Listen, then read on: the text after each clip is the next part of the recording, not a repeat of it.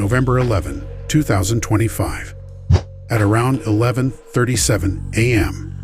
at a construction site located in Sangju, Gyeongsangbuk-do.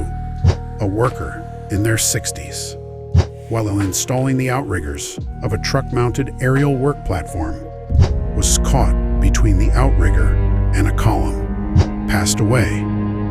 Recent similar accident cases on September 8, 2025, at a ship parts manufacturing company in Ulju County, Ulsan. A worker was crushed between a crane winch and a structure and died. Today's Industrial Safety OX Quiz. When deploying the outriggers of an aerial work platform, sufficient clearance must be ensured from columns, walls, and other equipment. Outrigger installation can be sufficiently performed alone, so a signaler or assistant is not necessary. There is no need to check the ground condition before installing the outriggers of an aerial work platform. Truck-mounted aerial work.